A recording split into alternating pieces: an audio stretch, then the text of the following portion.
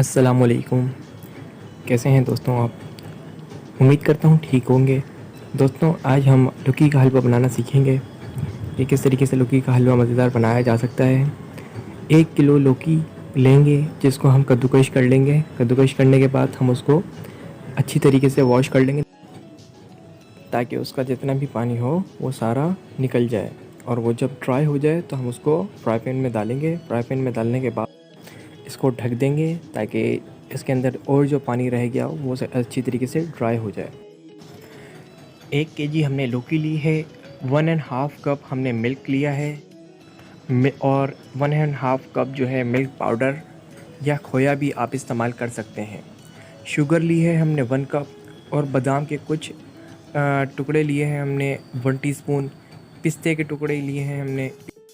इलायची पाउडर भी लिया है हमने और इसके अंदर हमने ग्राइंड हुआ हुआ नारियल पाउडर भी लिया है। आप चाहें तो कद्दूकश वाला नारियल भी इस्तेमाल कर सकते हैं। हमने इसमें नारियल पाउडर डाला है। 1 कप जो है वो हमने घी डाली है। घी डालने से पहले आपने इस चीज़ का ख्याल करना है कि घी को अच्छी तरीके से गर्म कर लें किसी और फ्राई पैन में, ताकि उसके कच्चेपन की जो स्मेल है और जायका है वो ना आए। जब अच्छी तरीके से वो गर्म हो जाए, करकराने की आवाज़ आ जाए, तो उसको हम इसमें ऐड कर देंगे। ऐड करने के बाद हम इसको विदिन 15 मिनट्स टू 10 मिनट्स हम इसको रख देंगे गर्म करने के लिए। उसके बाद ये अच्छी तरीके से जब गर्म हो जाए तो इसको हम अच्छी तरीके से भूनेंगे कढ़ाई में।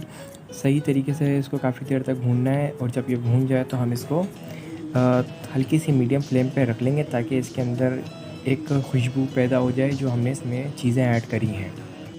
अब ये हमारा जो हलवा है वो तैयार हो चुका है सही तरीके से।